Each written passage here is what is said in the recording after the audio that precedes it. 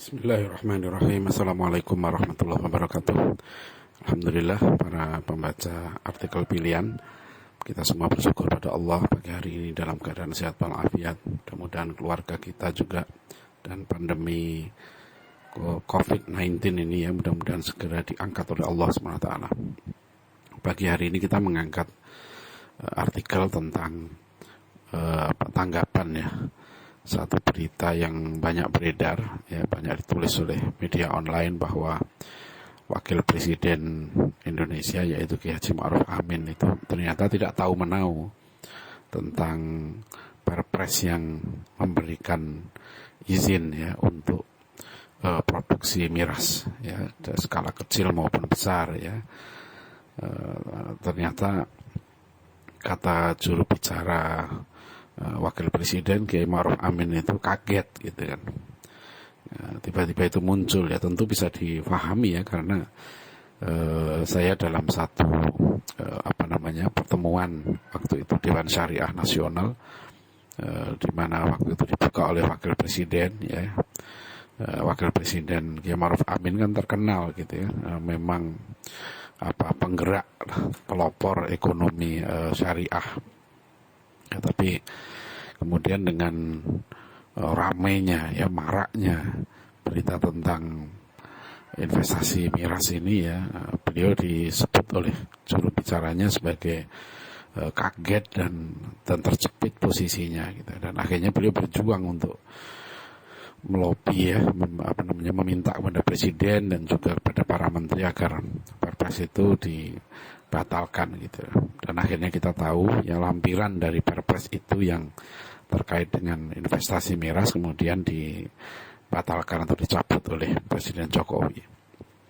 Memang masalah miras ini masih menyisakan masalah karena ada peraturan-peraturan lain yang memungkinkan ya adanya produksi miras itu, dan kita tahu betul lah bahwa problem miras di negeri kita ini bukan ringan ya. Aparat keamanan berkali-kali kan melakukan razia ya, kemudian juga penggerebekan bahkan pemusnahan kan minuman-minuman keras itu, dan juga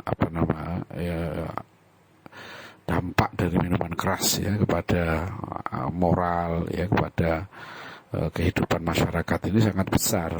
Kita paham itu, tapi inilah ya, makanya artikel yang kita pilih saya pilih judul pagi hari ini kan membahas ya agar Kiai Ma'ruf itu tidak kaget lagi gitu loh. Kuncinya di mana sih akar masalahnya itu? Karena beliau kan sebagai seorang ulama ya dan juga profesor, kiai haji, orang alim gitu ya. Itu kan memang tidak dilibatkan dalam perumusan konsep-konsep pembangunan. Itu yang paling mendasar ya. Jadi konsep pembangunan kita masih ya didominasi ya oleh cara pandang yang sekuler ya, yang sebenarnya bertentangan dengan konstitusi kita sendiri yang dengan tegas menyatakan negara berdasar atas ketuhanan yang Maha Esa. Nah, tentu para ulama kita seperti di artikel itu saya sebut Kiai Ahmad Siddiq ya, Rois AMNO dulu sudah menegaskan bahwa ketuhanan yang Maha Esa itu bagi umat Islam maknanya tauhid ya. Jadi negara kita ini punya komitmen gitu untuk mendasarkan diri kepada kalimat tauhid ya, dan kalimat tauhid itu kalau dijadikan asas dalam kehidupan ya itu akan akan menjadikan negara, masyarakat atau seorang itu dia menjadi hebat ya. Digambarkan dalam Al-Quran surat Ibrahim itu laksana pohon yang kokoh kan, asluha thabitun wa far'uha fis sama ya tu'ti ukulaha kullahinin. Nah itu jadi akarnya menghunjam kokoh ke bawah gitu ya, batang-batangnya menjulang ke langit ya, dan menghasilkan buah-buah yang bisa dinikmati oleh masyarakat, memberikan manfaat ya kepada masyarakat. Nah itulah jadi negara yang kokoh ya, prinsipnya kokoh, kemudian peradabannya kuat dan memberikan manfaat gitu ya, kepada umat manusia itu. Nah itu yang kita inginkan dari negeri kita. Jadi filosofi dasar konstitusi kita itu sangat kuat. Makanya sebetulnya keberadaan Kiai Haji Ma'ruf Amin ya, kita berharap ini mudah-mudahan jadi pelajaran dari kasus miras ini. Ya, banyak konsep-konsep pembangunan yang perlu didiskusikan. Ya, jadi jangan di ujungnya saja Kiai Ma'ruf Amin itu tahu gitu bahwa tiba-tiba ada investasi miras gitu. Itu perlu dilihat ya. Bahkan lebih jauh lagi mulai dari konsep-konsep negara maju ya, konsep pembangunan, konsep pendidikan, konsep ilmu yang diajarkan di sekolah-sekolah. Karena kan para pejabat kita sekarang ini juga produk dari pendidikan yang memang mengajarkan konsep pembangunannya seperti itu, bahwa negara maju itu negara yang duitnya banyak, negara yang income per kapitanya tinggi.